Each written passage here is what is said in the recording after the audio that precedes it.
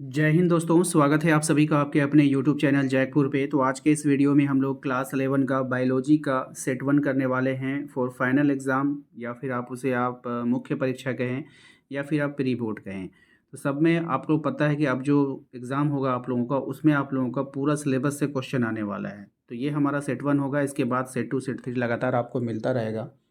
तो यदि आप हमारे चैनल पे पहली बार विजिट कर रहे हो तो चैनल को सब्सक्राइब कर लीजिएगा, घंटी वाले आइकन को प्रेस कर लीजिएगा ताकि आने वाली हर एक वीडियो का नोटिफिकेशन आपके मोबाइल पे जाता रहे। तो यहाँ पे देखिए, सबसे पहला सवाल आपको स्क्रीन पे दिख रहा होगा कि द्विपद नाम पद्धति किसने दिया था।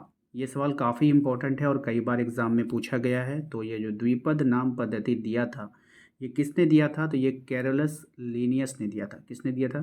कैरोलस लीनियस ने। इसमें एक छोटा सा ट्रिक आप लगा सकते हो। ट्रिक क्या होगा कि यहाँ पे द्विपद नाम मतलब दो पद वाले नाम, आप देखिए यहाँ पे देखिए, ये सिंगल पद सिंगल पद सिंगल पद, इसके नाम में ही दो पद आपको दिख रहा है, एक कैरोलस एक लीनियस, दिख रहा है ना। तो आप एक छोटा सा ट्रिक दिमाग लगा करके भी आप अपना आंसर वहाँ पे करके आओगे, छोड़ कर तो नहीं आओगे। चलिए अगले सवाल पे आते हैं। अगला सवाल है हमारा, इनमें से किसे फादर ऑफ टैक्सोनॉमी कहा जाता है? अब देखिए, फादर ऑफ टैक्सोनॉमी किसको कहते हैं? लीनियस को कहते हैं। ठीक है, किसको कहते हैं? लीनियस को कहते हैं, याद रखिएगा। अच्छा सवाल है। अगला सवाल है हमारा, सिस्टेमा नेचर किसके द्वारा लिखी गई पुस्तक है?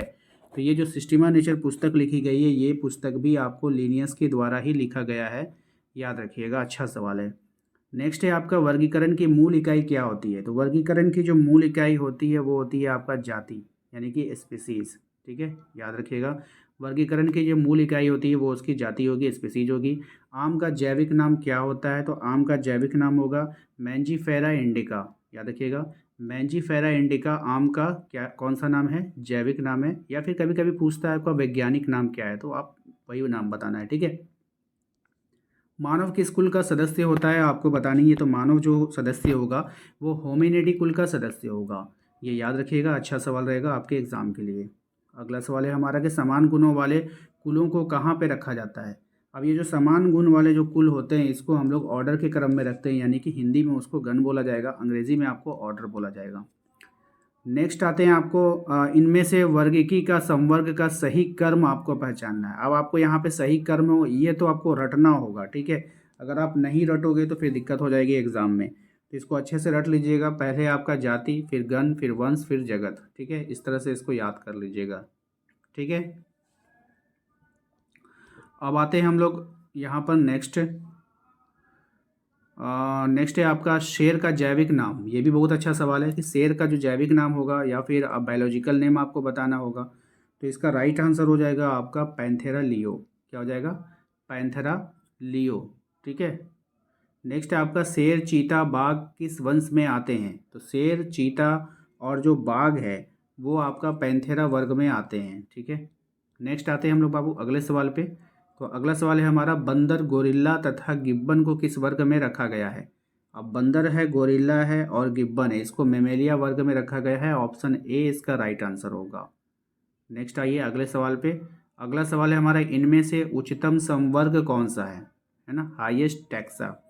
तो इसको हम लोग कहते हैं जगत, यानी कि किंगडम। ठीक है, चाहे आप हिंदी में याद कर लो चाहे आप अंग्रेज़ी में याद कर लो। अगर आप अंग्रेज़ी में याद करते हो तो अंग्रेज़ी वाले ऑप्शंस पे ध्यान देना होगा एग्ज़ाम में। नेक्स्ट है आपका, गेहूं का जैविक नाम क्या है? ये सवाल आपके एग्ज़ाम में पूछा हुआ सवाल है।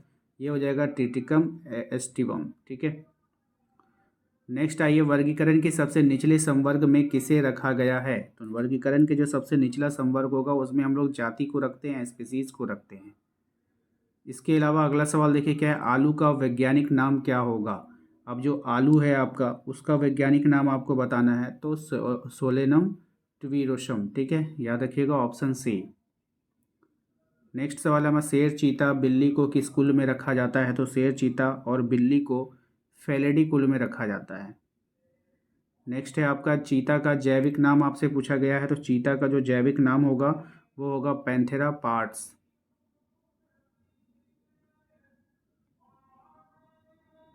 क्वेश्चन नंबर आइए हम लोग नेक्स्ट आते हैं क्वेश्चन नंबर 18 में कि हम पदानुक्रम वर्गीकरण संवर्ग में वंश जगत की ओर ऊपर जाते हैं तो समान गुणों की संख्या में क्या होगा? तो जो होगा वो घट जाता है। क्या हो जाता है? घट जाता है, ये भी याद रखिएगा।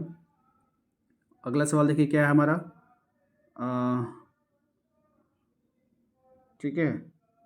चलिए अब आते हैं नेक्स्ट में। नेक्स्ट है आपका वर्गीकी। पदानुक्रम में जंतुओं के वर्गीकरण में प्रयुक्त संवर्ग फाइलम पादप वर्गीकरण के किस वर्ग के बराबर है? आपको इतना बड़ा नहीं देकर के सिर्फ यहाँ से भी क्वेश्चन दे सकता है कि जो फाइलम पादप वर्गीकरण के किस संवर्ग में आता है। तो राइट आंसर हो जाएगा आपका भाग यानी कि डिवीजन में। ठीक है। नेक्स्ट देखिए क्या है, सोलेनम पिटूनिया तथा धतूरा को किस कुल में रखा गया है? तो इसमें जो रखा गया है वो हो जाएगा आपका ऑप्शन बी, एनाकार्डिएसी। ठीक है, यानी ऑप्शन बी।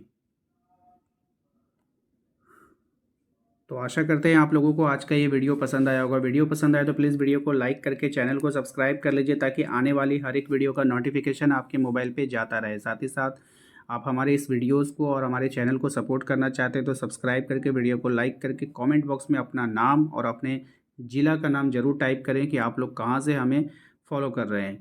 मिलते हैं हम लोग अपने नेक्स्ट अगले वीडियो में। Thank you.